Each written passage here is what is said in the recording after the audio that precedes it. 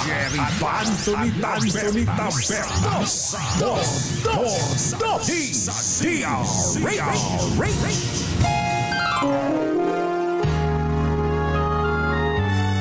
Kauna-unahan sa Pilipinas.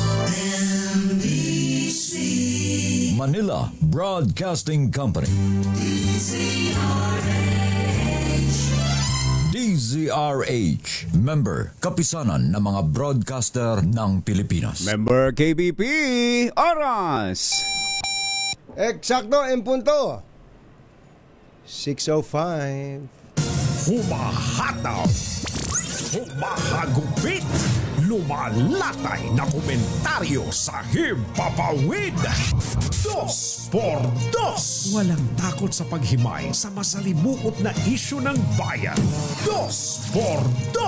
Humahataw na mga balita at impormasyon. 2x2. Ating damhin, ating lasapin ang hagupit na 2x2.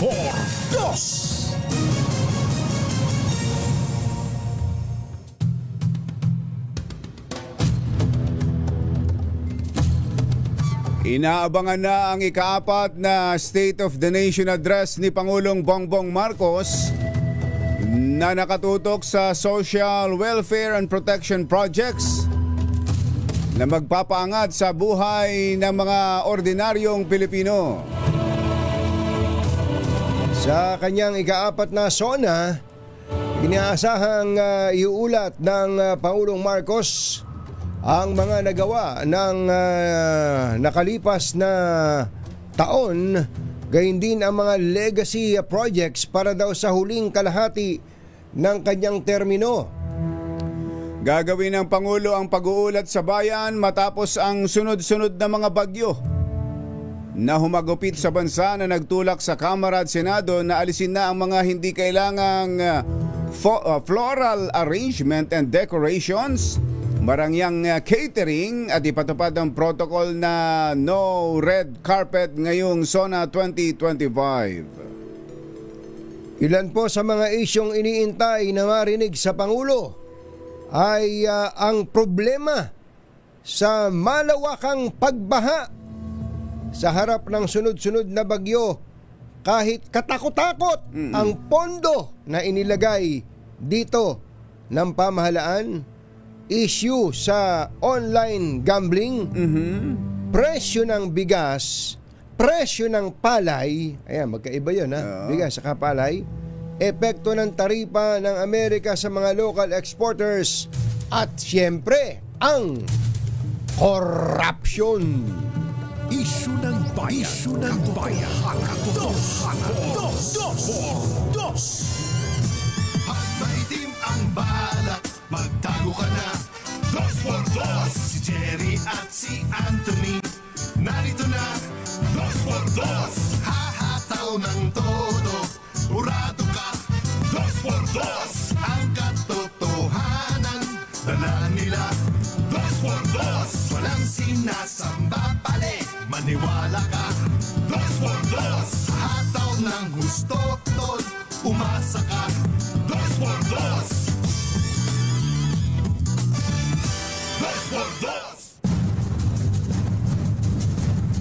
The President's Agenda. President's Agenda. Ang ikaapat na SONA, a DZRH Special Coverage.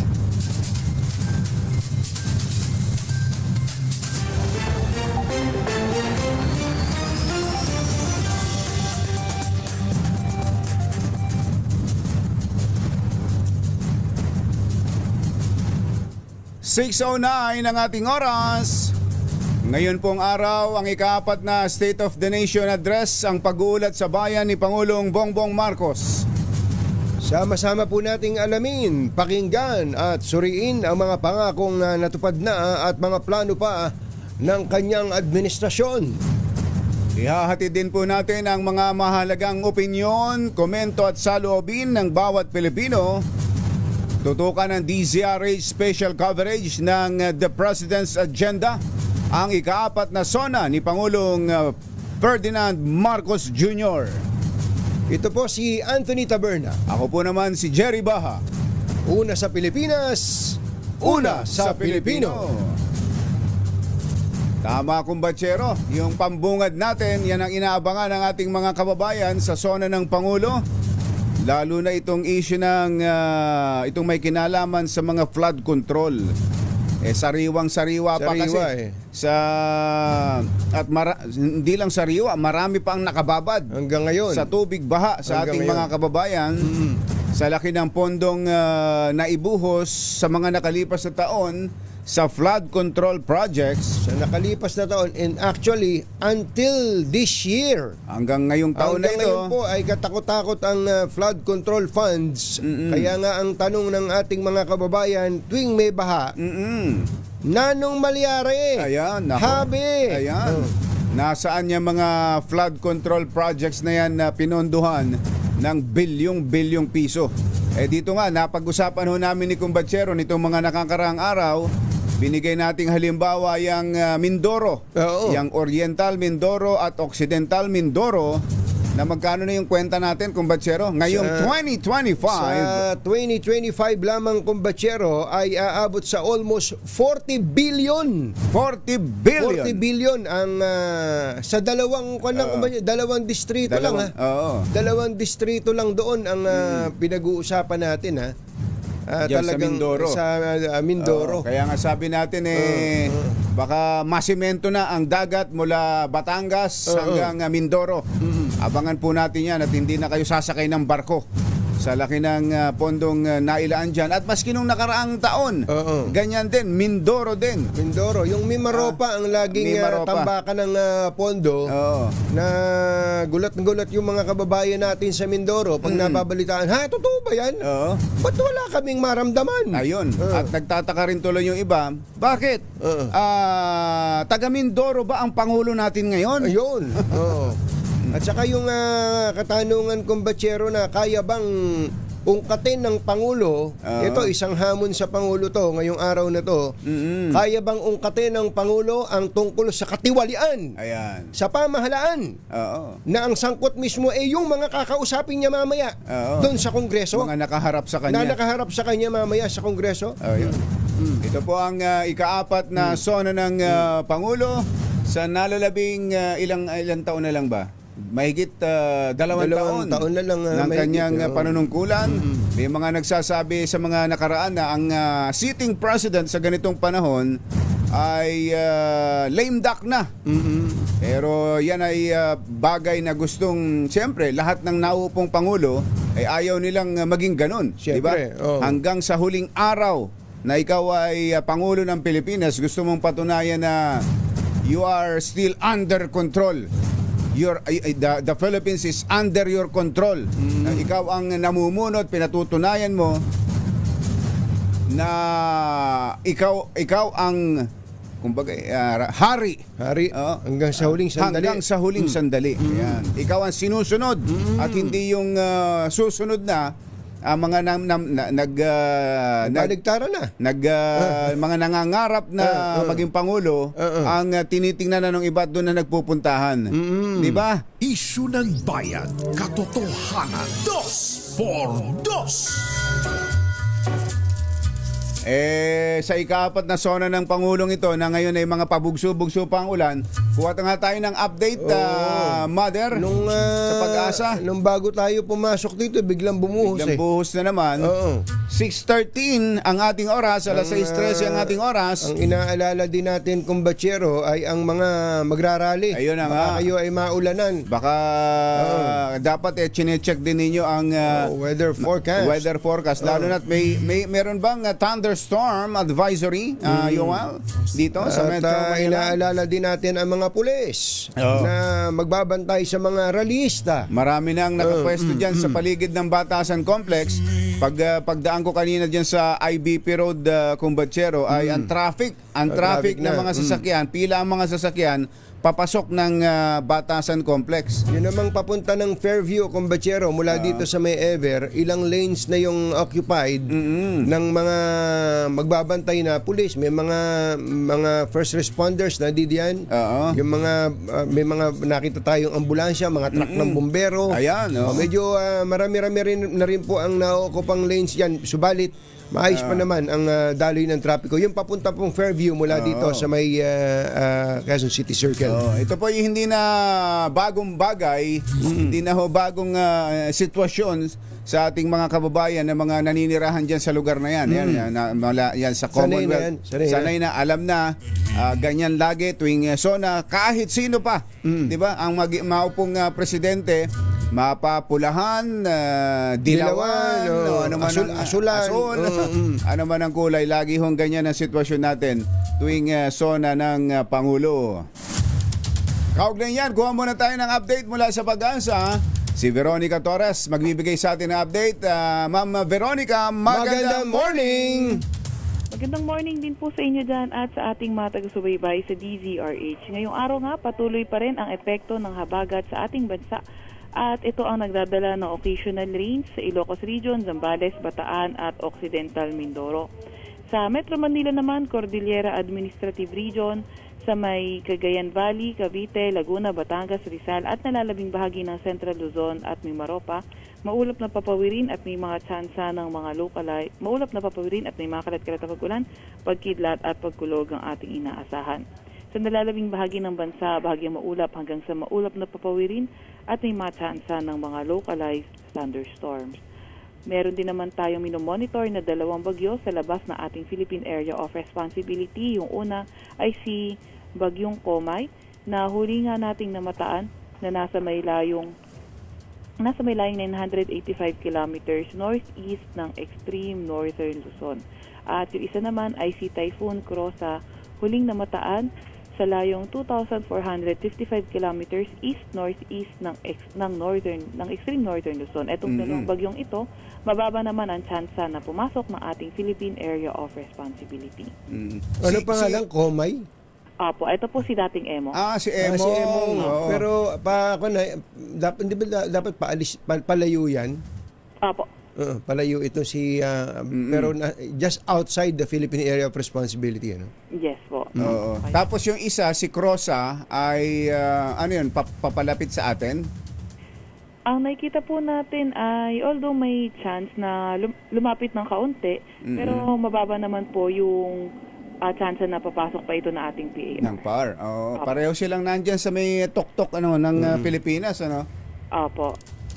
Okay, meron ba tayong thunderstorm advisory dito sa Metro Manila ngayon dahil biglang bumubuhos ang ulan eh?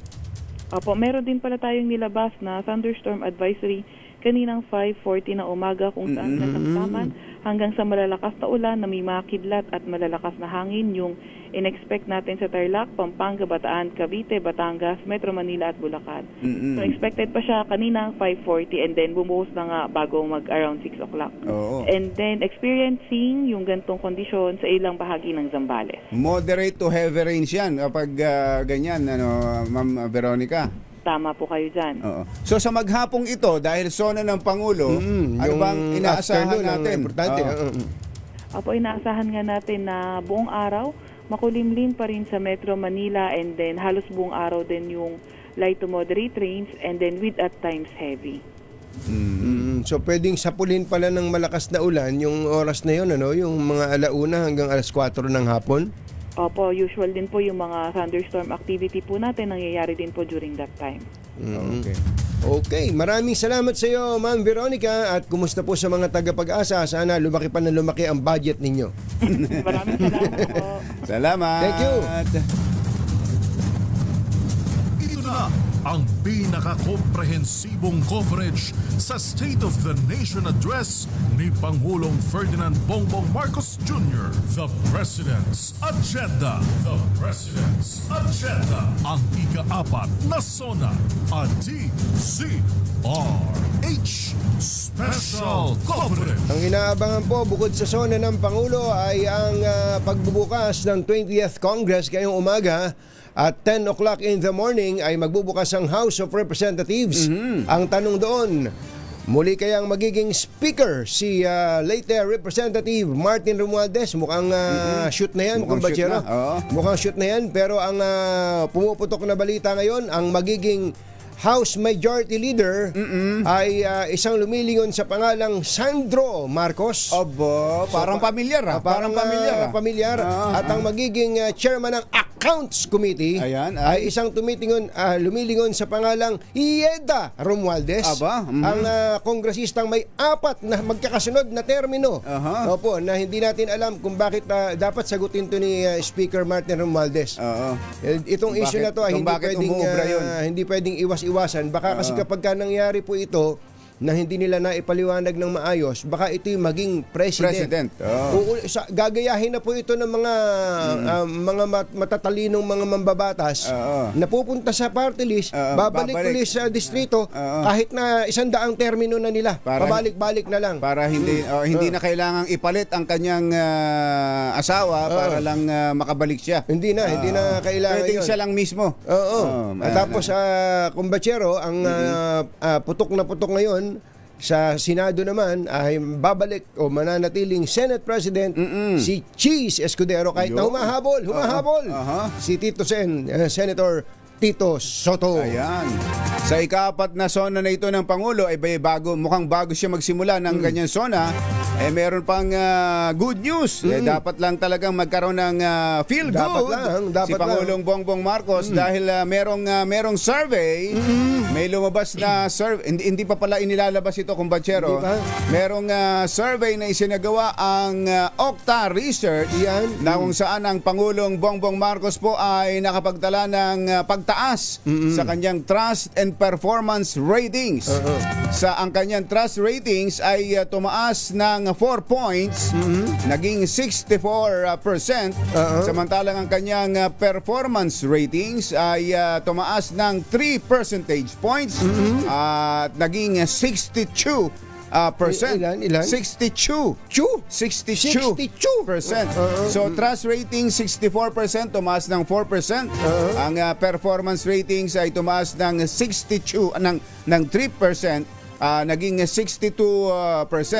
Ito po ay survey na ginawa ngayon lang.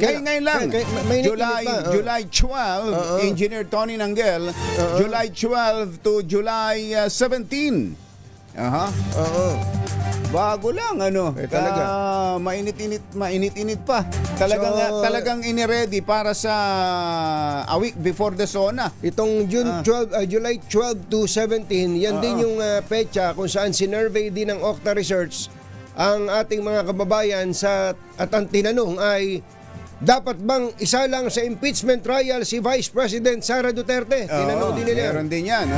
Mamaya, babalita namin sa inyo. Natin yan. Update, ang baka tinatanong ninyo, nabanggit mo si Vice President Sara.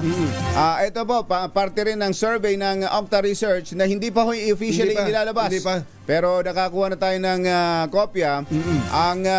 Ang trust ratings po ng Vice Presidente ay bumaba ng 4%. Ito ho'y 54% ngayon at ang kanyang performance ratings ay bumaba ng 6 points. 6 points? Ngayon ay 50%.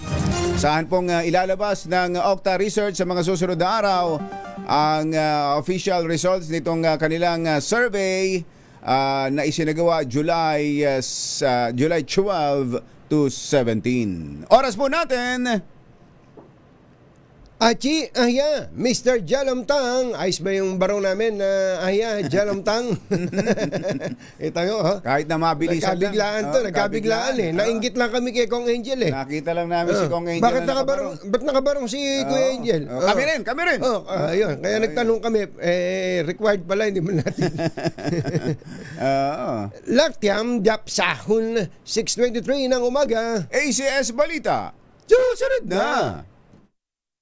Wagwagan ng sikat na tagapagbalita, ACS Balita. Kasama ang 2x2 tandem Anthony Taberna at Cherry Baha. ACS Balita.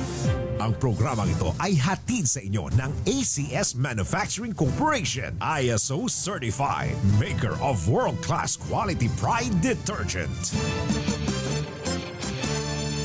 Araw ng Lunes, July 28, araw ng ika-4 na sona ni Pangulong Bongbong Marcos. Narito na po ang ulo ng ating ACS Balita. Cashless payment sa MRT3 umarangkada na, mas mabilis na koneksyon sa Wi-Fi ng MRT, ikinasa rin. 1 trilyong pisong pondo sa flood control ng DPWH hinahanap ni Senator Ping Lacson. Hinihinalang nawala dahil sa corruption. Toned down red carpet ipatutupad sa SONA 2025. Davao City Acting Mayor Baste Duterte itinanggi na hinamon niya ng boxing si General Torre. Ayun pala naman. Oo. 80% ng mga Pilipino gustong humarap sa impeachment trial, si Vice President Sara Duterte ayon sa Okta Research Survey. Siyam na tauhan ng custom sa NAIA, sibak sa kotong. Magandang umaga Luzon, Visayas, Mindanao. Good morning Philippines. Hello world, kami po ang inyong mga tagapaghatid balita. Ito po si Anthony Taberna. Ito po si Jerry Baha. At ito ang ACS Balita. Sa detalye ng ating mga balita, sinimulan na ipatupad ang cashless at contactless payments bilang alternatibong paraan ng pagbabayad sa MRT3. Ang nasabing inisyatiba ay pinasinayaan ng DOTR, katuwang ang Bangko Sentral ng Pilipinas, GCash at DICT noong Biyernes. Sa bagong sistema, pwede nang gamitin ng mga commuter ang kanilang debit card, credit card, kasama na rin ang kanilang GCash application para sa mas mabilis na paraan ng pagbabayad ng kanilang pamasahe. Itatap lang. Oo. Sinabi ni DOTR Secretary Vince Dizon na inaasahang susunod din sa ganitong sistema ang LRT1 at LRT2 sa mga susunod na buwan. Samantala, masaya ring ibinalita ni Secretary Vince na nagiging masayahin si Secretary Vince. Talaga. Mas pinabilis pa ng DICT ang koneksyon ng Wi-Fi sa MRT. Yan. Ayon kay DICT Secretary Henry Roel Aguda. Yan, Martin. Si Henry. Inayos nilang wiring. Wiring lang naman pala problema. Pambihira naman. Inayos lang nila yung wiring sa 13 estasyon ng tren na may go signal mula kay Secretary Dizon. Plano din ni Aguda at MRT3 General Manager Michael Kapati na lagyan din ng Wi-Fi sa loob mismo ng tren. Ayun. Wala ba? Merong nasasagap ng pakonti-konti. Nasasagap yun nasa mga estasyon. Yung nado sa bus. Nakakatapat. At magkabit ng mabilis na internet sa lahat ng transport hubs. Alas 6:31 na ng umaga, na imbag gabigat kada kayo amin na po, aging kayon, gising na. Posibleng umabot sa 1 trilyong piso. Ulitin nga natin yun. Posibleng umabot sa 1 trilyong piso mula sa 2 trilyong alokasyon para sa flood control projects ng DPWH mula pa noong 2011 ang nawawala at posibleng ibinulsa na. Naku po. Kaninong bulsa kaya? Gano'ng kalaki ang bulsa na yan? Bulsa na yun. Ito po ang paniniwala ni Senator Panfilo Lacson sa gitna ng hindi matapos-tapos na problema sa baha sa kabila ng limpak-limpak na pondo na inilaan para solusyonan ang pagbaha sa Pilipinas. Uulitin lang natin itong sinasabi ni Senator Ping Lacson mula daw po noong 2011. Sino ba presidente noong 2011? 2011? Si Noynoy, si Pinoy pa, Pinoy, Mula pa nung panahon ni Pinoy, sumunod si Presidente Duterte, tapos ngayon Presidente. Ang total daw po na nai-allocate sa flood control mula noon, 14 years ago, ay 2 trillion. Ayan, Pero, ang nawawala ay 1 trillion. Hindi nila makita kung nasa 1 trillion. Oo. Giit ni Lacson, kung hindi man lubusang masolusyonan ang lahat ng problema sa baha, dapat ay bumababa na kahit paano ang baha at hindi pataas ang tubig. Umaasa naman si Lacson na kasama itong tatalakayin yun ng Pangulong Bongbong Marcos sa kanyang SONA mamayang hapon. Oo. Samantala, Tsaka hindi lang inuulit natin, ang pagbaha ay hindi lang naman sa atin nangyayari. Kahit nga mayayamang bansa, yun, madalas natin banggitin, nakakaranas ng mga pagbaha. Pero yung mabilis sanang humupa yung dahil sa mga flood control projects na yan. talagang babaha. Talagang babaha. Hindi pwedeng hindi babaha kasi ang lakas ng ulan eh. Oo. Ang lakas ng ulan. Talaga. Ang kailangan Malalakas lang na yung ulan mabilis kumati. Ayan. Oo, mabilis mag-subside. Samantala, sinabi din ng senador na kailangan din nasuriin ang mga mekanismo ng pamahalaan para sa paghahanda, pagpaplano at pagpapatupad ng programa para matugunan ang problema sa baha. Alas 6:33 ang ating oras. Naimbag na bigat kada kayo amin na po. Wag rin kayo. Gising na. Salungat sa mga nagdaang SONA, walang mala fashion show na ceremonial walk sa red carpet ngayong taon. Naku, paano yan? Ang ganda pa naman ng inihanda ni Milky Regunan na kanyang suot para sa SONA ngayon. Pag-reporter, pwede. Pwede reporter. Pwede, Yun naman pala. Yung mga kongresista. Tsaka mga wag na. asa-asawa. Mga asa-asawa Hindi ng pwede. kongresista, wag na. Pero pag reporter, Pwede. Ayan. Pwede. Saka yung parang parang showroom ng mga magagarang sasakyan. Baka helicopter. Mga helicopter. Dapat meron na rin showroom ng helicopter doon sa likod eh. Ang dami na palang congressman ngayon, kumbachero, na meron ng chopper. Di helicopter na. Problema ngayon dyan, parking. Parking. Baka doon napunta yung flood control. Iyon, lumilipad ang flood control. Ito po'y bilang tugon sa hiling ni re-elected Speaker Martin Romualdez na gawing mas simple ang ika-4 na SONA ni Pangulong Bongbong Marcos sa harap ng naranasang matinding pagulan at pagbaha. Ayon kay Attorney Princess Abante, tagapagsalita ng Kamara, ito'y para mapreserba ang kataimtiman ng SONA at tanda rin ang pagkikiisa ng pamahalaan sa mga Pilipinong lubhang tinamaan ng kalamidad. Giit ni Abante, ilalatag pa rin ang red carpet bilang bahagi ng official protocol. Ngunit, hindi na niya ito gagamitin para sa ceremonial arrivals, fashion coverage, at photo setups. Bukod dito ay mabilisang doorstep interviews lang din ang pahihintulutan at lahat ng media interactions ay kailangang sumunod sa standard security and accredited procedures. Ang mga naturang adjustment ay nakasaad sa memorandum na inisyu ni House Secretary General Reginald Velasco. Kaugnay niyan, alamin natin ang sitwasyon ngayon dyan sa Batasan. Sabi ko kanina, matraffic doon sa paligid ng Batasan kanina sa dahil IBP Road. Mukhang mas mahigpit ngayon ang seguridad, kumbatsero, kumpara sa mga nakaraan. Dahil ngayon ko lang nakita yan na ganyang kahaba ang traffic sa papasok sa Batasan Complex. Nang ganito kaaga. Bakit kaya? Alamin natin ang update mula kay RH12, Milky Regunan. Come in, Milky!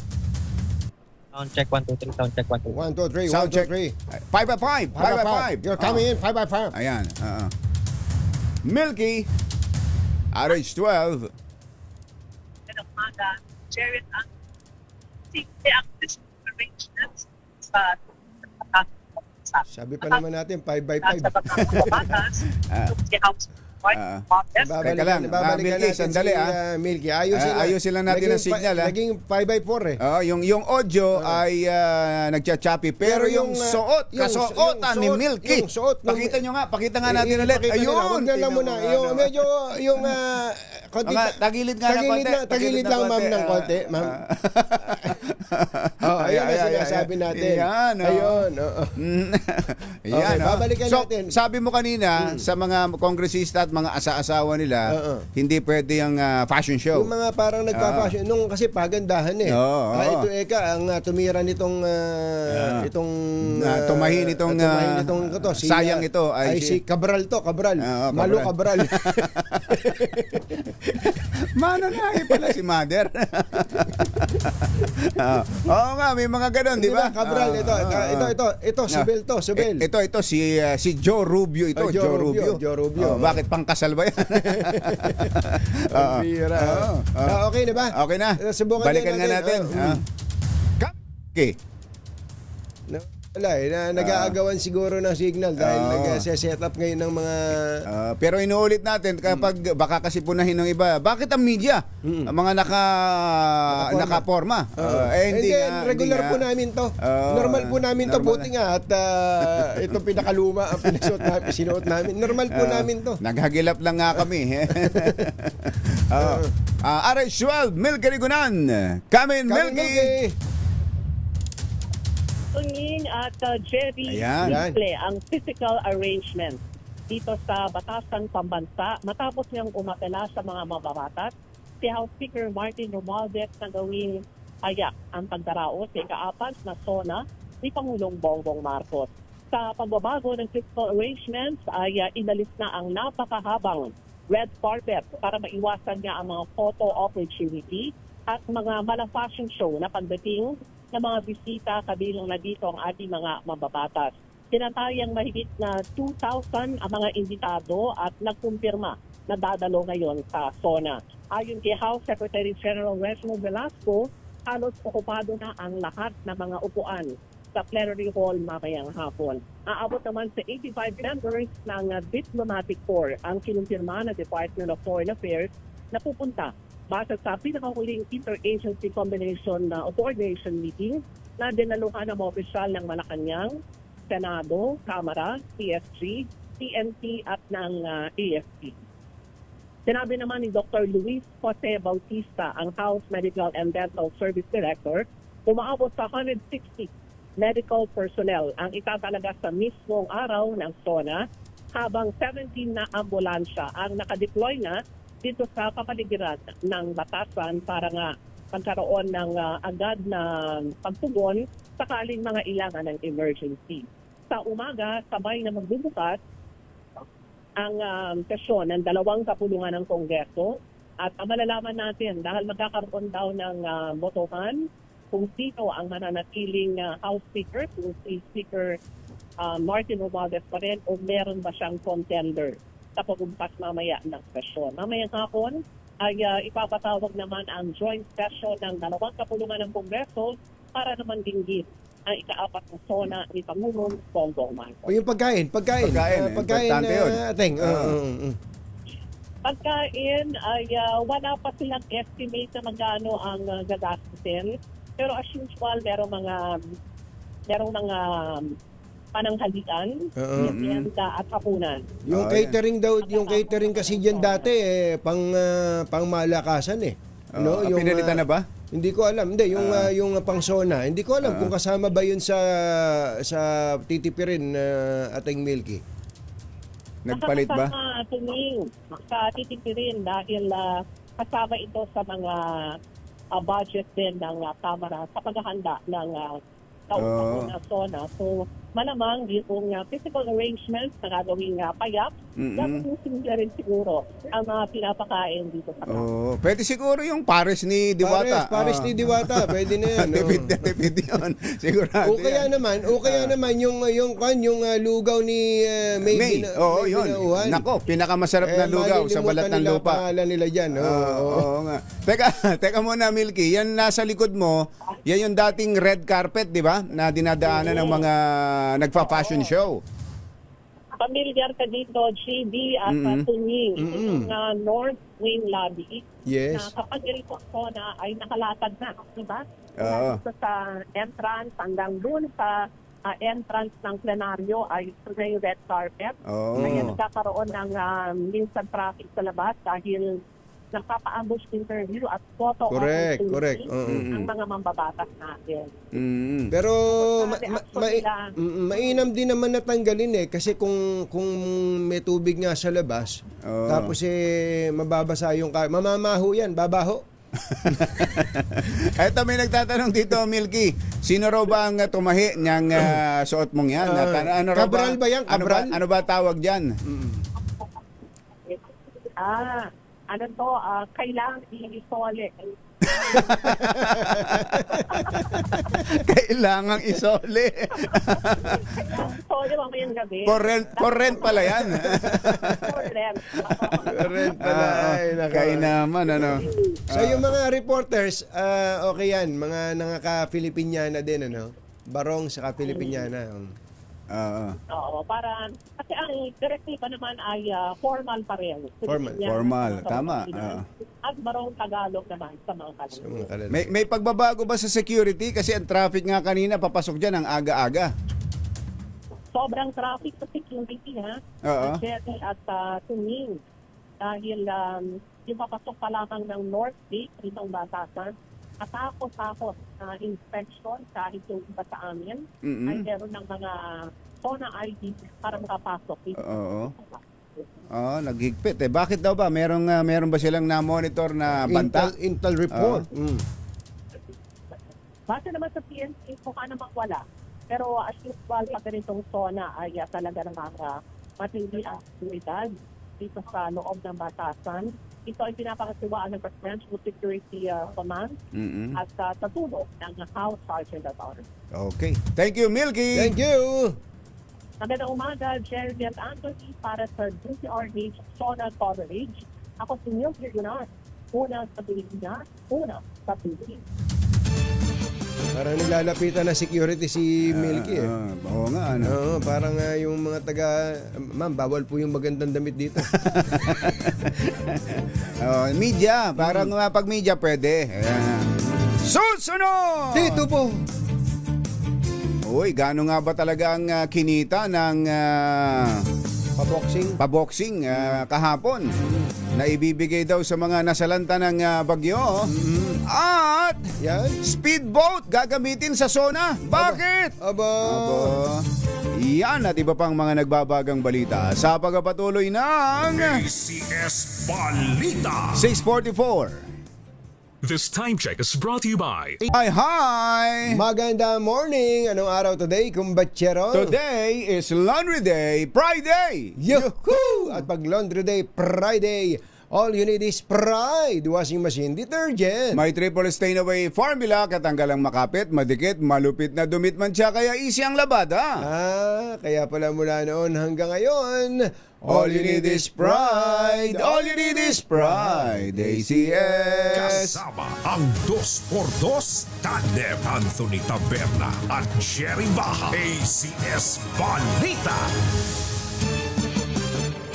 Alas 6:49 ang ating oras. Tuloy ang ACS Balita. Pinabulaan na ni PNP Chief General Nicolas Torre ang report na inobliga ang mga pulis na dumalo sa ginanap na charity boxing match niasana nila ni Davao City Acting Mayor Baste Duterte. Gate Torre, hindi na kailangang i-require na padaluhin pa ang mga pulis dahil sold out agad ang ticket. Gate ng General, pinalalabas lamang ito ni dating Brigadier General Philmore Escobal na dati ring nagsilbing Regional Director sa Davao at kilalang malapit kay dating Pangulong Rodrigo Duterte upang sirain ang kanyang imahe. Magkano daw yung kinita dyan, kumbatsero? Nasa more than 20 million pesos na cash at in kind. Na inimpisahan na ipamahagi kahapon yung ibang mga relief pang-relief items, kumbatsero. Truck pala eh. Ang ticket pala dyan 100. ay 100, merong 500, may 37 at may 54 pa. 5,400. May VIP. Meron palang iba-iba pala presyo. Ang mga kumpanya raw, may mga kumpanyang nagbigay ng donasyon, 16 million in cash donations and 4.2 million worth of rice and canned goods. Ang laking bagay yan. Ang laking bagay niyan, kumbatsero. Suportado pala ni Senator Manny Pacquiao yung laban na yun. Ganon? Oo. Nagbigay pala si Senator Manny ng isa sa mga boxing belts niya. Ganon? Oo. Sayang pala, ano? Sayang. Magkaka-belt pala yung kung sino mananalo sana sa laban. Sabi, kaya nga, alam naman na natin ang nangyari dahil ito yung much awaited boxing match of the century. Yun. Diba? Pero sinabi po ni Baste na hindi naman daw siya naghamon ng suntukan kay PNP Chief General Nicolas Torre III. Ito matapos kumasa si Torre sa umanay hamon ni Baste na suntukan sa pamamagitan ng isang charity boxing match na hindi nga sinipot ni Baste kahapon. Hindi naman kita hinamon. Sinabi ko talaga, pag nagsuntukan tayo, mabubugbog kita. Hindi kita hinamon, tanga.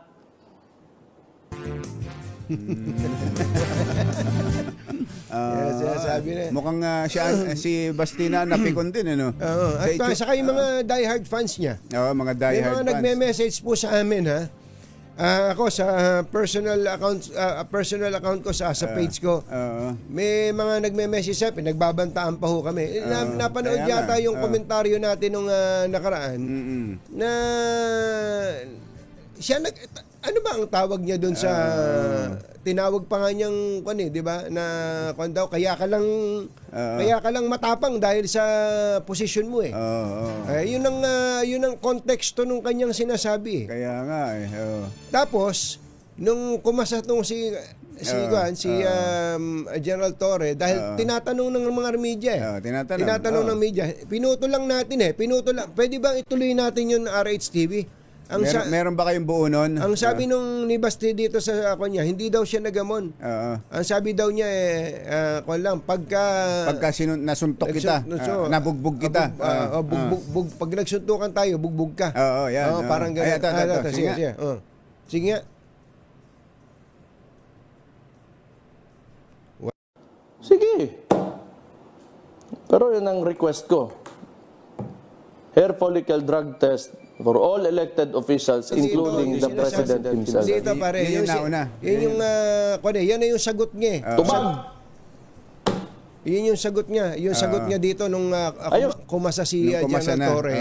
Naglalatag na siya ng kondisyon dyan. Diyan siya naglatag ng kondisyon, yung hair follicle. Ngayong tuloy pa rin ang laban, ayun, ang sinabi na niya, hindi naman ako naghamon na. Hindi naman ako naghamon na. Tapos, ang sabi niya, stupid daw sabihin ko na kasi naputol stupid daw si General Torre, katulad din ng pagiging stupid ng mga reporter na nagtatanong sa kanya. Media ng kaya ito po si Baste. Mga kababayan, ito po si Baste. Pero yung mga nagbabanta pa nagme-message sa amin sa Facebook at mga galit na galit. Sinabi lang namin na sayang ang tato. Hindi ba? Hindi ba yung tattoo ay nakakatapang? Tapos biglang sinabi mo may lakad ka. May naunang lakad, nagpaalam ka pa. Kung talagang kumbatsero, kakansilin ko yung lakad na yun. Kung talagang kasi nakataya na doon yung kanyang karangalan At hindi niya sinabing may lakad pala ako. Na-picturean na lang siya. Hindi naman niya sinabi kundi lumabas yung mga picture. Di ba? Ito po sabi niya, hindi raw po siya naghahamon. Kaya lang nalagay siya sa ganitong klase ng sitwasyon. Sabi daw po niya, kung hindi raw po siya pwede ng Linggo dahil may lakad siya, Martes. Sabi naman ni General Torre, tama na. Tama, nauubos na ang oras natin dito. Ngayon nga, meron ng bagong inventong word. Ano ang bagong inventong word? Nabaste. Ano naman ang ibig sabihin? Nabaste. Describes a person who acts overly arrogant or boastful, but when the time comes to stand their ground or face a challenge, they back out. Ganon. Through avoidance, delay, or excuses. Often by setting conditions instead of saying no directly. The behavior is marked by cowardice disguised as strategy. Yun ang haba pala ng paliwanag sa salitang nabaste. Ganon. Yun yung inimbento na ng iba.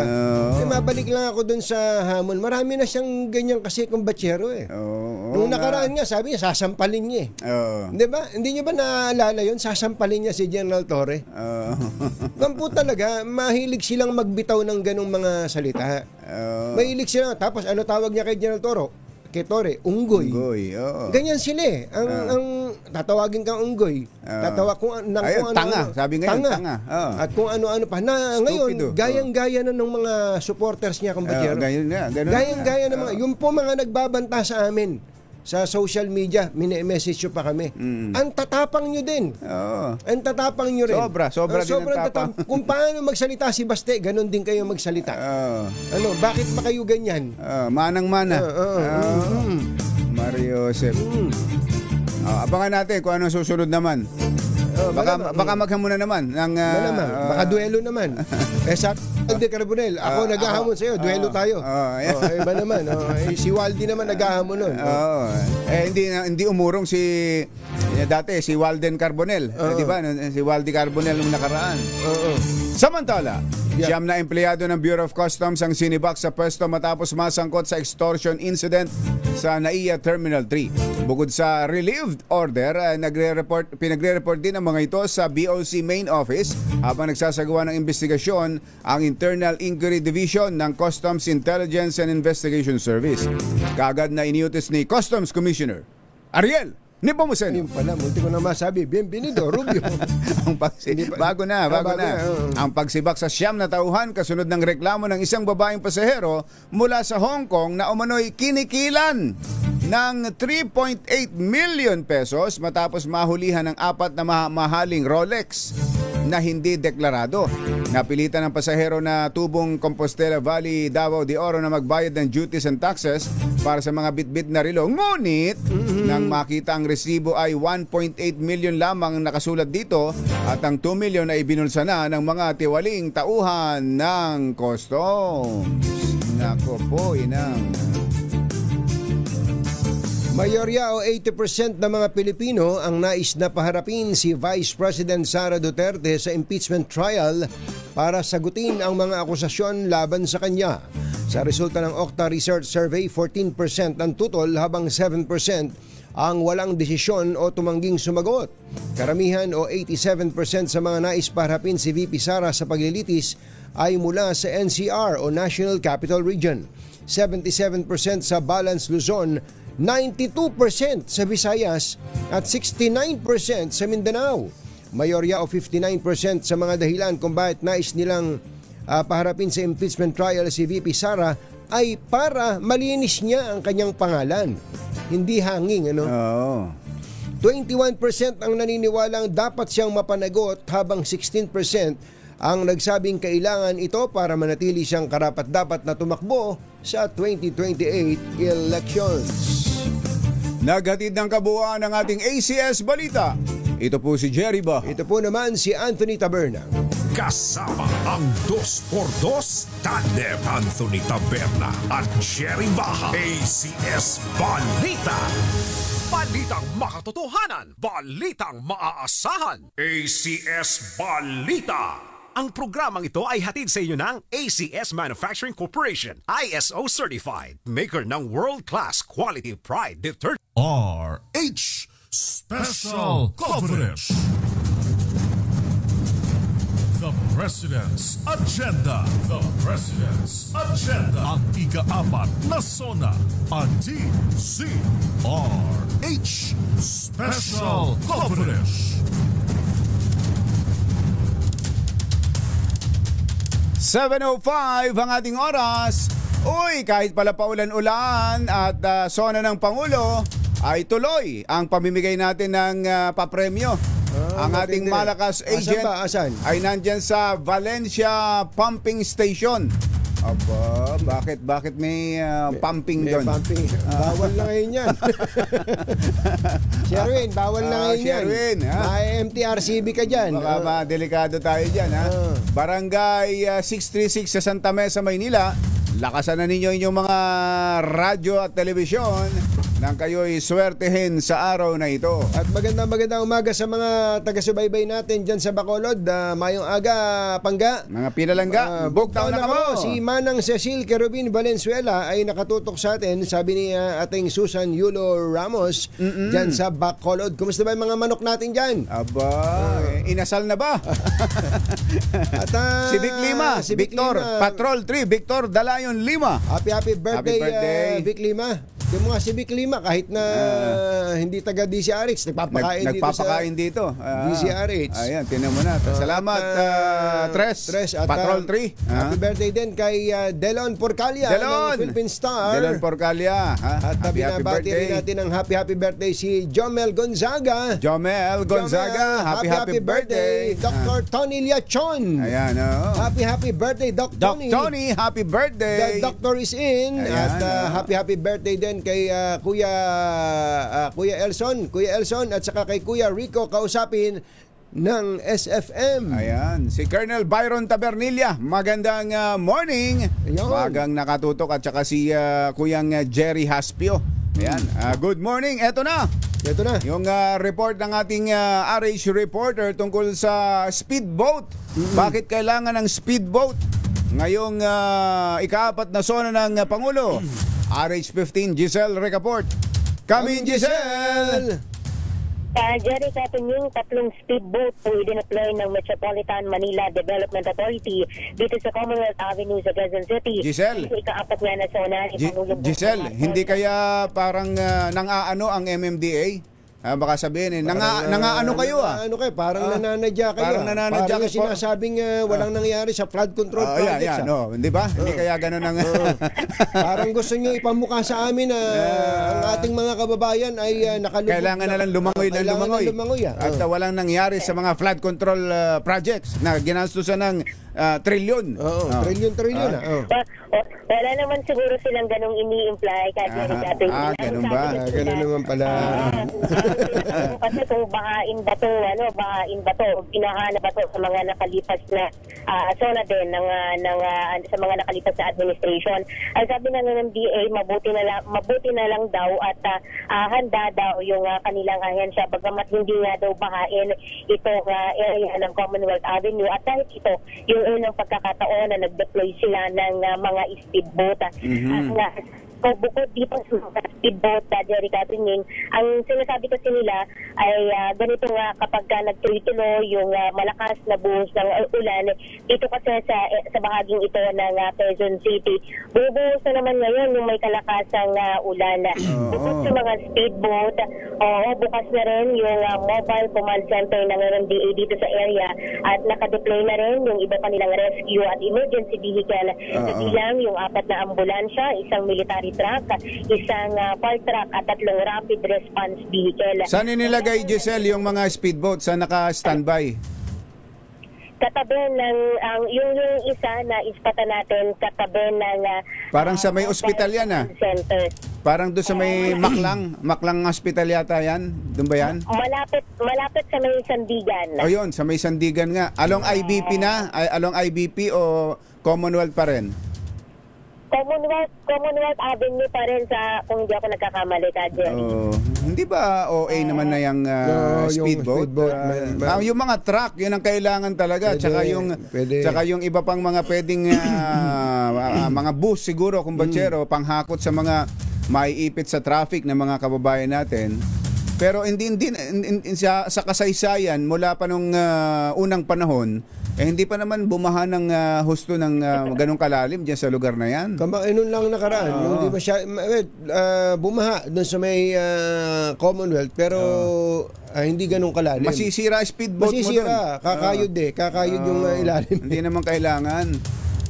Pwede siguro baka pwede doon na lang nila i-deploy sa kanyan. Parang nangaano parang tinan mo, yan ang asahan mo, talagang ganyan ang magiging reaksyon ng iba diyan. Tapos, diba? Gagawin pang meme yan. Meme. Alam mo yung meme, Giselle? Oo nga, may mga na nga din tayo nakikita ng mga nag-comment sa post nitong in-report natin sa SOCMED sa Jerry Catherine. Pero sa side naman ng NMDA, mas mainam na daw na handa daw sila sa kung ano man daw na hindi inaasahan, lalo pa nga daw at tuloy-tuloy yung buhos ng ulan. Pwede siguro doon sa likod, doon sa may papuntang San Mateo. Sa Batasan, o kaya sa may Bagong Silangan. Sa may Bagong Silangan, yung tawiran papunta sa San Mateo. Yun, yung ilog doon. Lumalaki talaga yun kapag ganyang malakas ang ulan. malay mo naman doon gamitin ka, Jerry Gatunying. Wala naman silang, wala din naman silang mga... doon na ilapit. Na binanggit sa atin. Huwag na dyan sa Commonwealth. Pero dito sa kahabaan ng Commonwealth Avenue, katabi ng kanilang mobile command center nakadeploy. Ang sabi ng MDA ay simula daw noong July 26 na magbukas din nang sila ay nakadeploy dito. Wala rin naman daw silang namomonitor na anumang insidente sa paligid ng Batasan Complex. Ito si Giselle. Giselle, may panawagan ng isang taga Navotas, baka daw pwedeng doon na lang dalhin.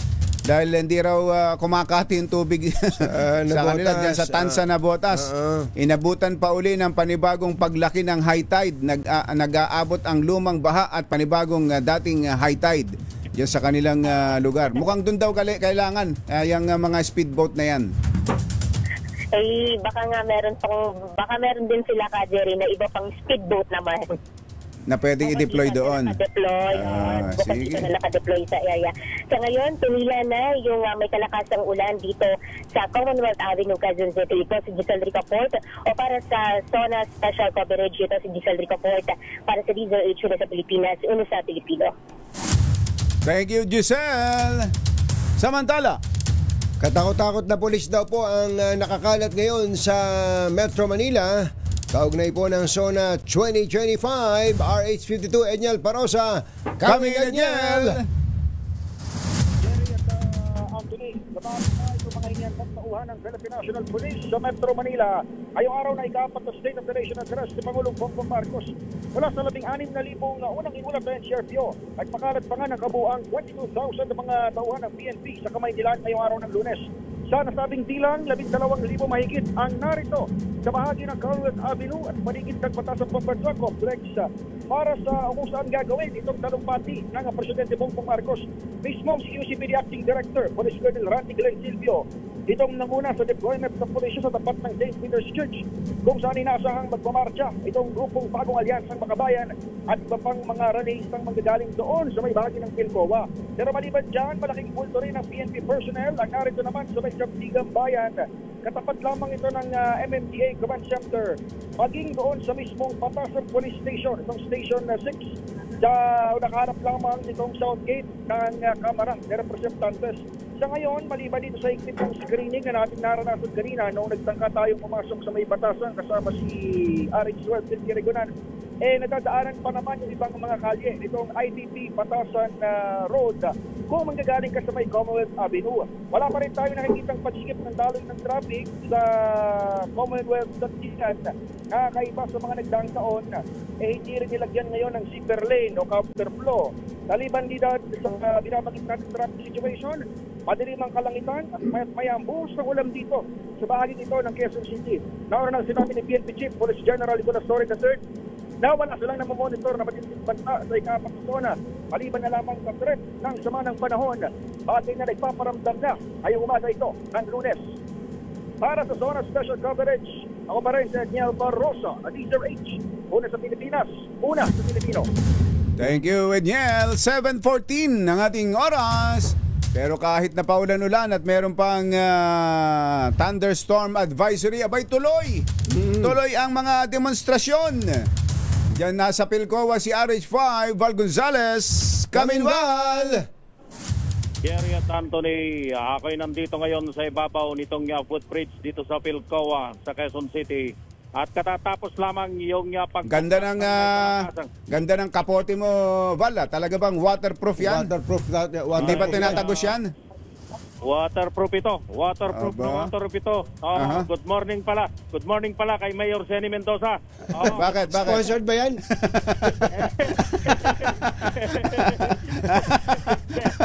May sponsor pala. Ang ganda. May nakasulat ba sa likod? Talikod ka nga. May nakasulat ba? Patingin niya sa likod. Ay, wala. Wala naman. Tatak Mendoza lang ito, Jerry. Ayun. Tatanggalin. Ayan. Yan. Malakas ang hangin dito sa lugar. At katatapos lang yung pagbagsak ng ulan. Pero kung makikita ninyo, Jerry at Anthony dito sa aking likuran, naiimbudo na ngayon itong daloy ng trapiko. Yung galing ng Fairview, galing ng North Caloocan, galing ng San Mateo Rizal at galing ng San Jose del Monte City, Bulacan. Dahil dito sa pagsugod nitong malaki-laking bilang nitong mga demonstrador, mga militanteng grupo na ito, na okupado na yung dalawang lane, mahigit dalawang lane yung okupado nitong grupong ito. Yung supposed to be, yung pinaka-outer lane ay dinadaanan sana ito ng mga pampasaherong sasakyan, bus at itong mga jeepney. Pero dahil okupado na nitong militanteng grupo, ay naiimbudo dahil nagsasalubong na o nag-iisa na itong galing ng zipper lane dito sa may eastbound o yung galing ng Quezon Memorial Circle patungo ng Fairview, Quezon City. Naglagay ng zipper lane dito. Pagdating dito sa lugar na ito ay nagsasama na itong mga sasakyan, yung galing ng Fairview at yung galing ng dumaan ng zipper lane. Kaya ang sitwasyon, Jerry Anthony, kung makikita ninyo, naiimbudo itong daloy ng trapiko sa lugar na ito at naiipit na yung napakaraming bilang na ng mga motorista. Ayan, pampubliko at mga pribadong sasakyan yung naiipit ngayon na natatagalan bago makalabas ng Philcoa dahil doon sa 1, 2, 3, 4 hanggang 5 lane lamang yung okupado nitong yung marindanan nitong mga sasakyan. Idagdag pa yung dami ng mga miyembro ng media na nakatunghay yung kanilang camera doon sa may pinakaharapan. Kaya ngayon, ayon, naiimbudo, hirap lumabas yung mga bulto ng napakaraming mga sasakyan. Yan yung mga sasakyan ng mga papasok sa trabaho at mga sa eskwela siguro yung iba. Dahil Quezon City lang naman yung ang walang pasok. Diba, Val? Correct. Yan yung mga sasakyan. Kung may lilipat lang nitong si Utoy Ibrahim Gaddafi Jr., yung ating camera, para ipakita lang namin sa inyo, Jerry Anthony, lampas na nung Tandang Sora, yung haba nitong mga naiipit na sasakyan. Ayan, yan. Kung may papakita sa ating camera yan, yung i-zoom mo nga. Paki-zoom out nga, paki-zoom out. Ayan, ayan. Ayan, nag-aaral pa itong si Utoy Gaddafi Jr. Ayan. Zoom out, zoom out. Zoom in pala, zoom in. Ayan na, ang haba nga, talagang bumper to bumper. Doon sa may pinaka-unahan, Jerry Anthony, talagang wala nang usaran, wala nang usad. Talagang tigil na doon sa may pinaka-unahan. Ang tanging kumikilos na lamang ay itong lugar na ito at hindi na rin nasusunod pa yung linya para doon sa mga motorsiklo dahil gusto na rin nilang makalpas sa lugar na ito. Sumisingit na rin sila doon sa lugar na hindi dapat sila ay dumaan. Yun yung pinakasitwasyon. Talagang ipit na ipit yung lugar na yon dahil naharangan itong malaking bahagi dito sa lugar na ito. Kung makikita sa screen yung gawing kaliwa, yun yung inukupahan nitong malaki-laking bilang. Nakagitna na nga pala. Ayan, nakagitna na pala. Ito, pakita mo rito sa ibaba, Utoy Ibrahim. Ayan, yan yung maluwag na dito sa lugar na ito. Pero dahil sa itong malaking bilang ng militanteng grupong ito ay nandito sa lugar, kaya naiipit na. May mga pagkakataon pa na 3 sasakyan na lamang yung maring dumaan dito sa lugar na ito. Kapag ito hindi nasolusyonan, yung mga kakamot-kamot ng ulo at mga naiinis doon sa lugar na yon, nandito po yung dahilan. Nandito yung dahilan kung bakit kayo naiipit sa daloy ng trapiko. Yan ang pinakahuling sitwasyon mula rito sa kabahanan ng Commonwealth Avenue dito sa Philcoa, Quezon City. Kasama ko pa rin si Utoy Ibrahim Gaddafi Jr. Ako si Val Gonzales, DZRH, una sa Pilipinas, una sa Pilipino. The President's Agenda. The President's Agenda. Ang ika-4 na SONA, a DZRH Special Coverage.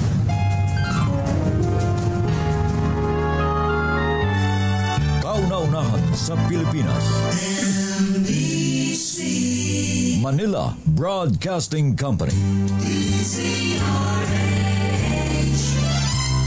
DZRH, member, kapisanan ng mga broadcaster ng Pilipinas. Member KBP, oras! Kapopoy, 21 minuto na makalipas ang 7 ng umaga.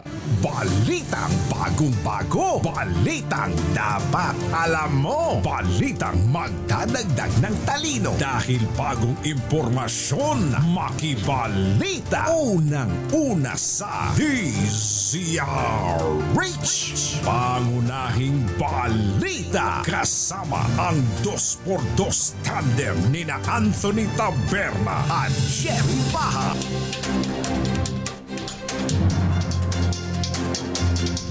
Narito na po ang ulo ng ating mga pangunahing balita.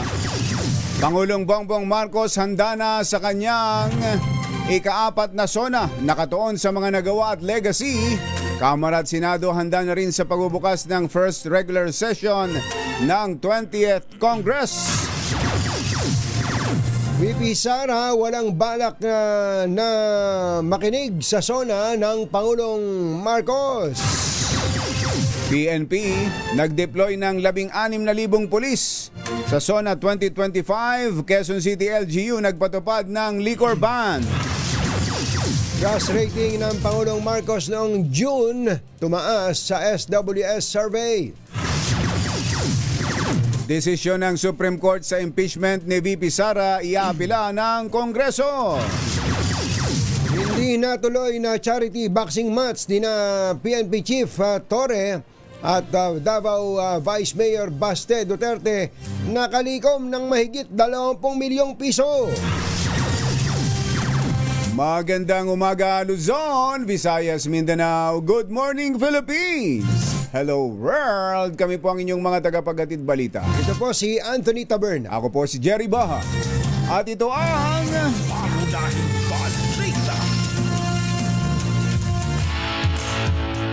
Bagong detalye ng mga balita, mamigay muna tayo ng pera dahil may nanalo na.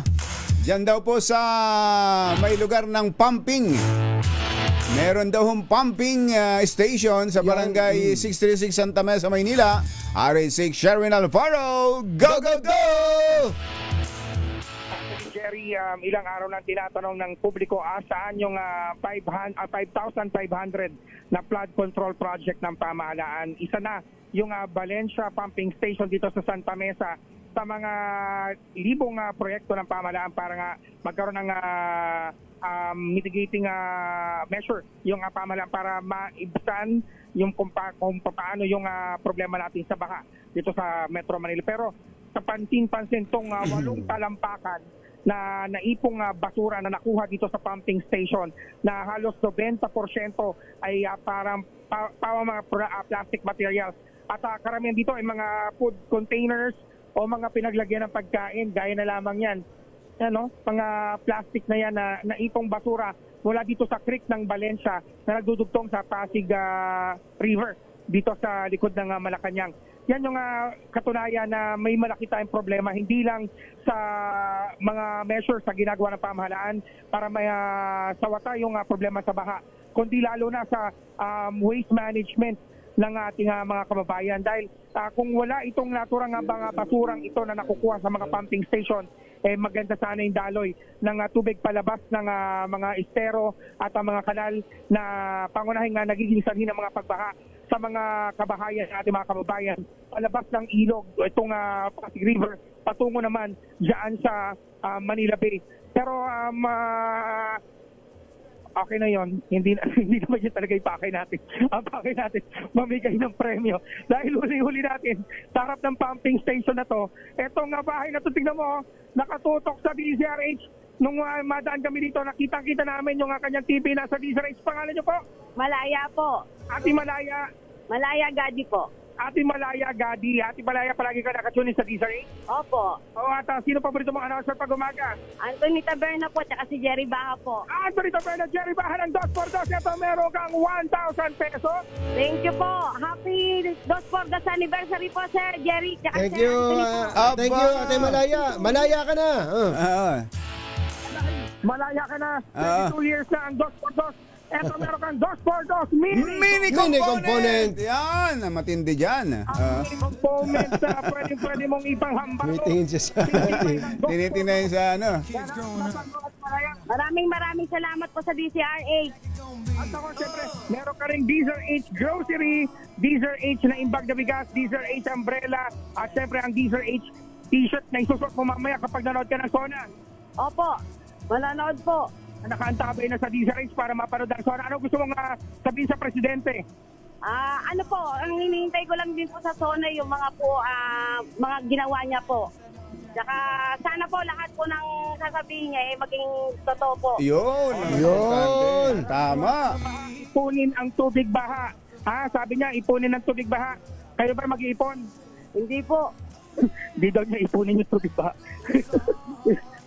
Sa mga nais mo lalo na 1,000 pesos, lagi tumutong sa DZRH. Baka kayo na susunod dating winner sa DZRH Malacash promo. Alex Sherwin Batal para DZRH. Nasa Pilipinas. Nasa Pilipino. Yay! Thank you! 7:27 ang ating oras. Magbabalik pa rin ang pangunahing balita at ang special coverage ng DZRH dito po sa ika-4 na Sona ng Pangulo. Ang oras ay hatid sa inyo.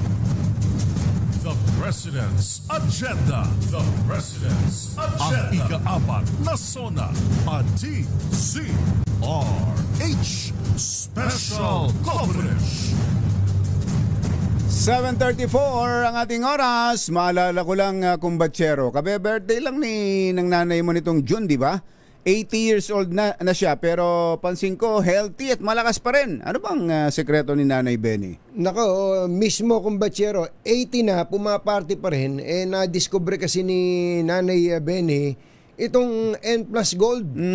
Nutritional powder drink ito na especially formulated para sa mga seniors. Kompleto to sa essential nutrients na kailangan ng katawan habang tumatanda. Tamang-tama pala yan sa aging. Saan ba pwedeng mabili yan? Available tong N Plus Gold sa Mercury Drug Stores at iba pang kilalang drugstores nationwide. Kaselo lagmay, magpabili ka na nito. Ayos mga ate, mga kuya, bago umuwi, ipasalubong na kay nanay at tatay ang N Plus Gold. Ipakita ang tanda ng inyong pagmamahal with N Plus Gold. Ayun, tingnan mo nga naman. Mga nangunguna at mga bagong balita sa DZRH. Pangunahing balita. Handang-handa na si Pangulong Bongbong Marcos sa kanya ika-4 na Sona. Ngayong araw, ayon kay Pangulong BBM, bagamat magkakahawig ang nilalaman ng Sona taon-taon, asahan anyang magiging kakaiba ang ulat niya ngayong taon batay sa kasalukuyang hamon at kalagayan ng bansa. Sa inilabas na video ng Pangulo sa social media, ipinasilip niya ang ilang ginawang paghahanda para sa kanyang taunang ulat sa bayan. Kabilang ang pag-iensayo niya ng talumpati habang nakatayo sa podium sa loob ng Kalayaan Hall ng Malacanang. Nakangiti ang Pangulo habang nagbabasa at nagsasalita sa harap ng ilang opisyal at kawani na nanonood sa kanyang Sona practice. Itatampok dito ang kasalukuyang estado ng bansa at mga programang sinimulan sa ilalim ng kanyang administrasyon na inaasahang magpapatuloy hanggang sa huling bahagi ng kanyang panunungkulan. Inaasahan tatalakayin ng Pangulong Bongbong Marcos sa ika-4 na Sona ang progreso sa kanya mga ipinangako noon sa sektor ng transportasyon, agrikultura at infrastruktura. Sa kanyang nagdaang Sona, binigyan diin ng Pangulo ang mga proyektong naglalayong gawing moderno ang pampublikong transportasyon at mabawasan ang trapiko sa Metro Manila. Sa kabila ng nakikitang progreso sa MRT 7 North-South Commuter Railway, Metro Manila Subway at Mindanao Railway, hindi pa rin natatapos ang mga ito hanggang ngayon. Samantala, naging matagumpay naman ang Administrasyong Marcos sa target nitong pababain sa 20 pesos ang kada kilo ng bigas sa pamamagitan ng Benteng Bigas Meron Na program. Bagamat hindi pa nararamdaman ng lahat ng Pilipino ang Benteng Bigas, ito'y malaking patunay daw na naisakatuparan ng Pangulo ang pangako niya na ibaba ang presyo ng bigas.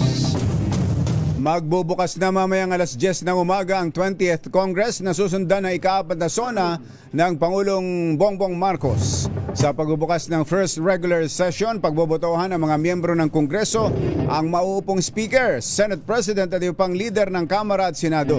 Inaasahang mananatili bilang House Speaker si First District Leyte Congressman Ferdinand Martin Romualdez, habang inaasahang maglalaban naman sa Senate Presidency sina Senator Francis Escudero at Vicente Soto III. Hindi manunood at hindi rin makikinig si Vice President Sara Duterte sa ika-4 na State of the Nation Address ng Pangulong Bongbong Marcos. Sa Free Duterte Rally sa South Korea, binanggit ni VP Sara na sayang lang ang kanyang data kung tututukan niya ang sona ng Pangulo. Inamin din ni VP Sara na natitrigger anya siya kapag nakikinig kay PBBM. Aba? Natitrigger ng ano. Kwento pa nito, minsan ay gusto niyang basagin ang screen. Aba? At ibato ang kanyang cellphone sa pagkairita. Siya mismo nagsabi niyan? Ito, ang report ng Philippine Star to eh. Una nang sinabi ni VP Sara na walang batas na nagsasabi na tungkulin ng mga Pilipino na makinig sa presidente. Wala nga, totoo yan. Wala Tama naman talaga. Wala naman. Ngayong araw, inaasahang uuwi mula sa South Korea si VP Sara kasabay ng SONA ni Pangulong Marcos. Matindi, no? May nati-trigger pala.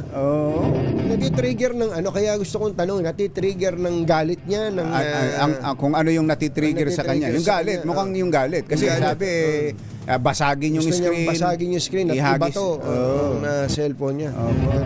Ikaw ba, kumbatsero, ano bang nakaka-trigger sa iyo? Pagka nakakita ko ng tuyo sa agatas ng kalabaw, naglalaway ako. Nati-trigger ako. Nati-trigger ang guto.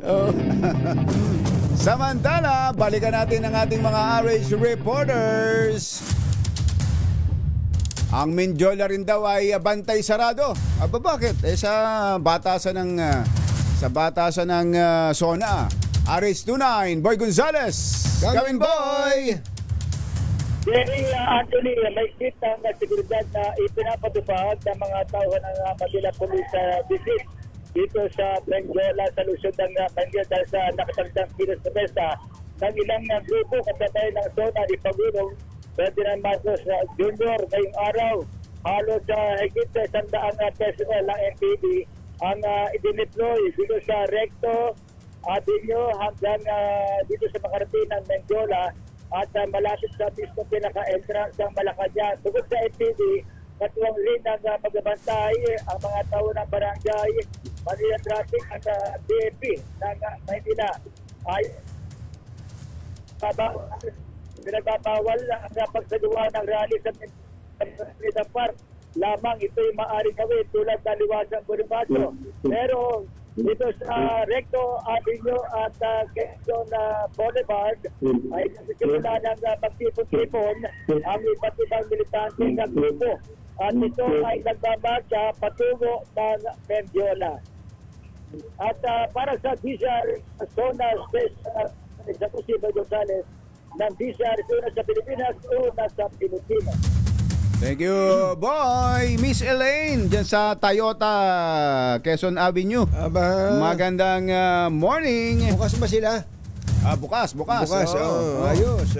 Eskwela lang ang kanselado sa QC. Sa Quezon City, wala pong pasok sa school sa Quezon City. Pero tama, kaulitin lang natin, may pasok sa trabaho. Ayun.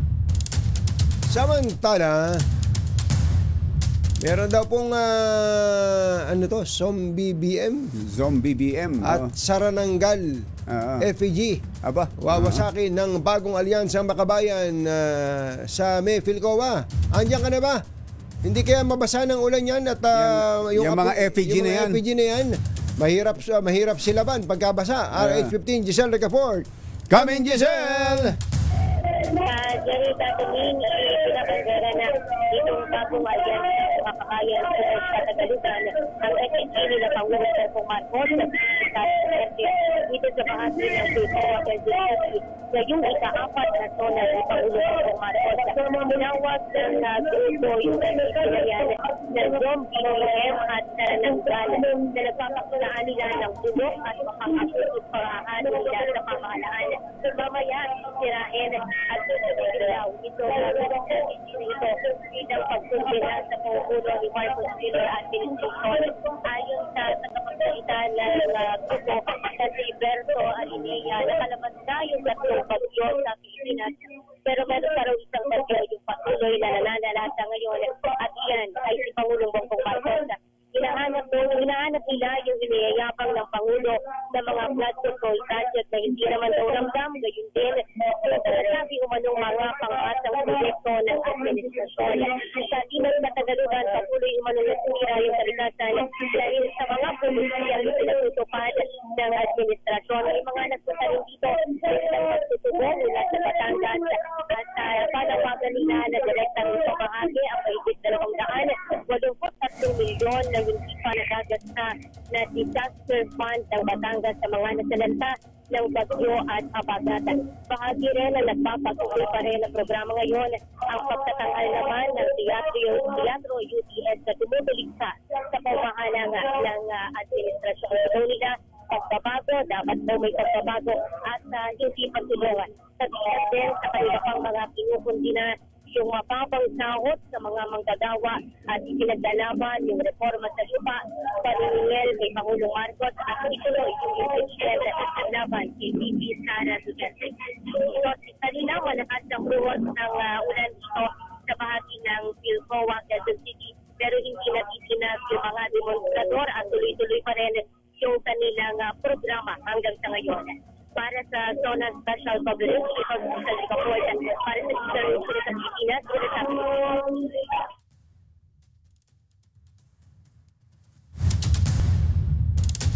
Thank you, Giselle. Samantala, kumbachero, baka lang malimutan natin yung mga kababayan nating nabaha.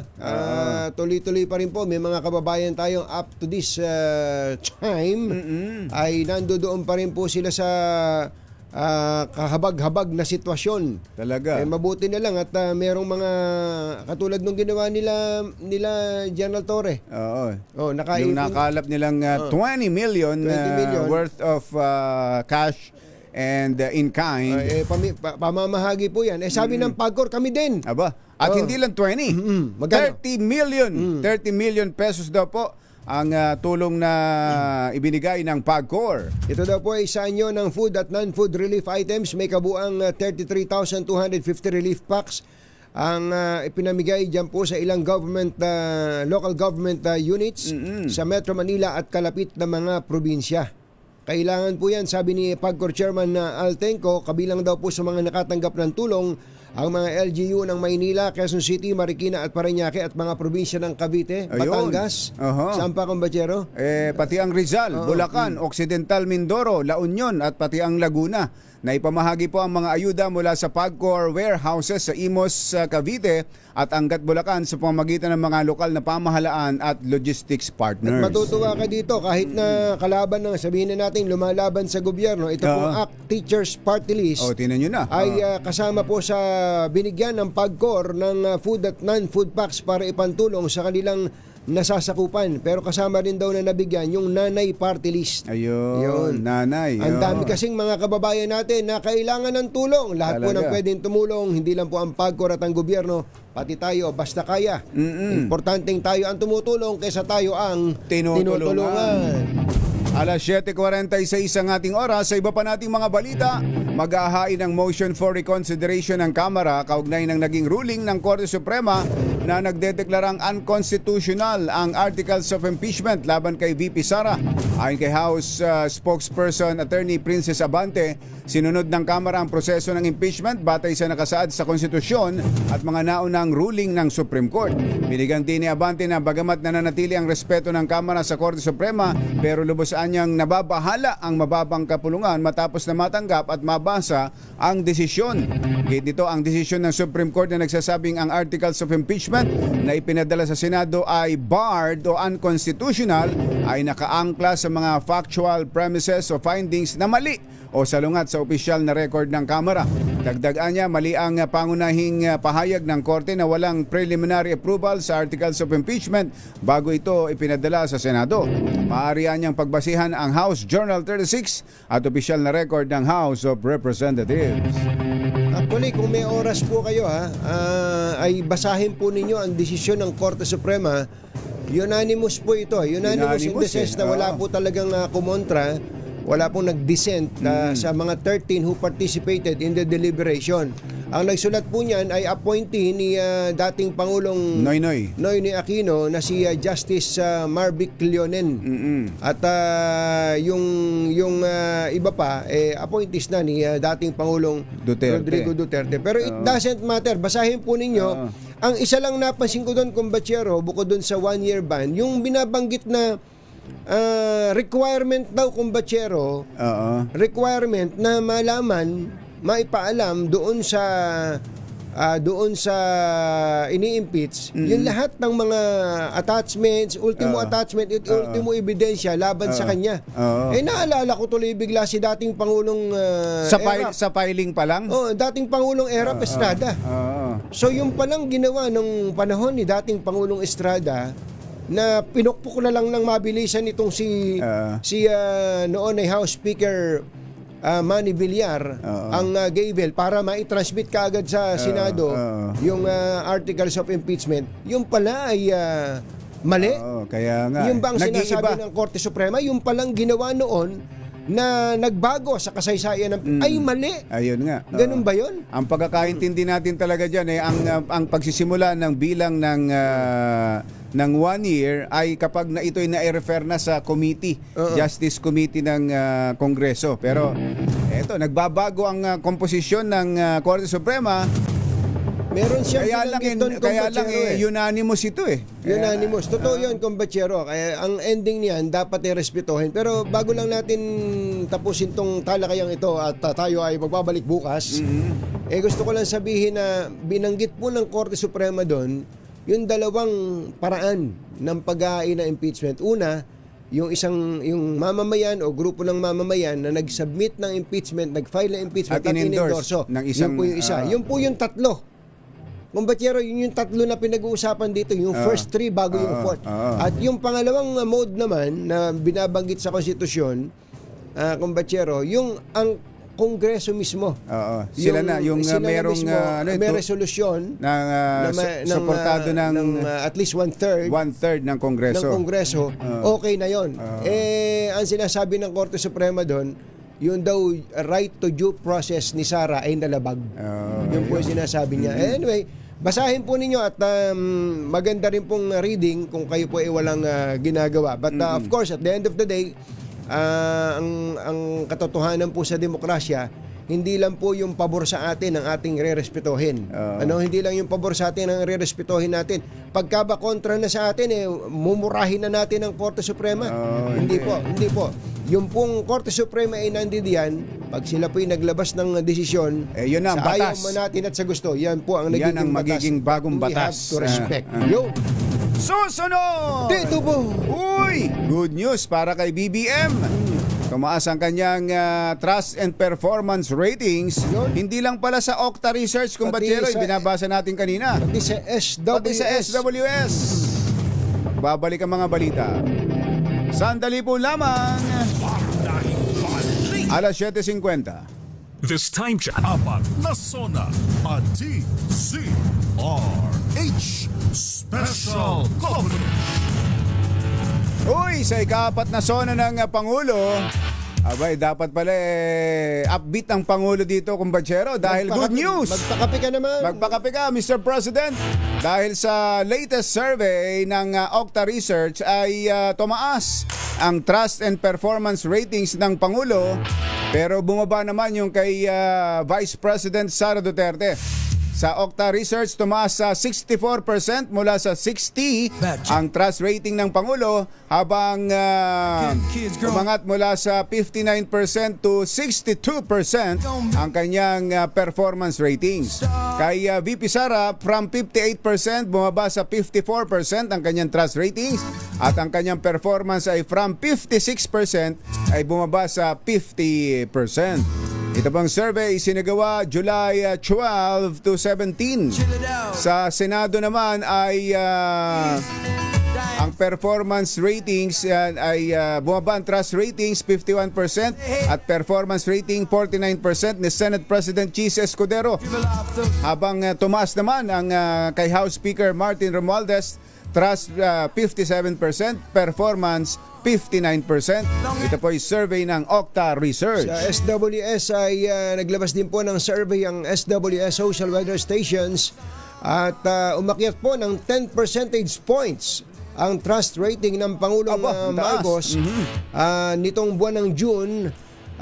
Mula po sa 38% nung May ay naging 48% ang trust rating ng Pangulo.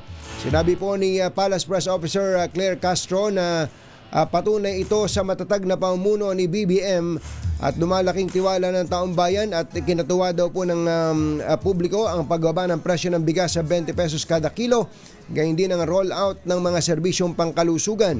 Mas ramdam din ang presensya ng PNP sa ilalim ng bagong liderato, nagpapatuloy na konstruksyon ng mga pantalan, subway at paliparan sa bansa at iba pang mga bagong ipinatutupad ni Secretary Vince Dizon sa DOTR.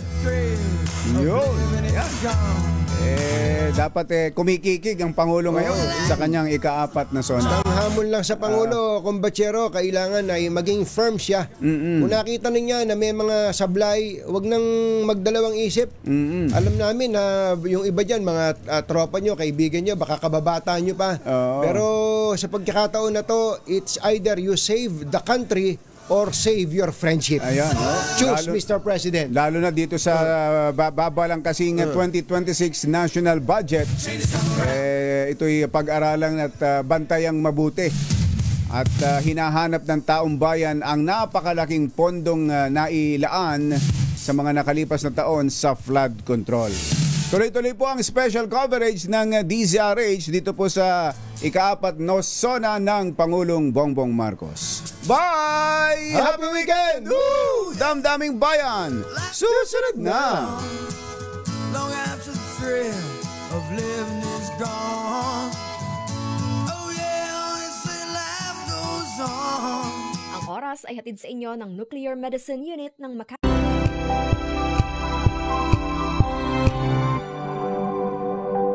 Wow, ang saya. Isang barangay na labada, puro mancha pa. Goodbye, pahinga. Mommy, isang laba lang yan sa Pride Bar Blue.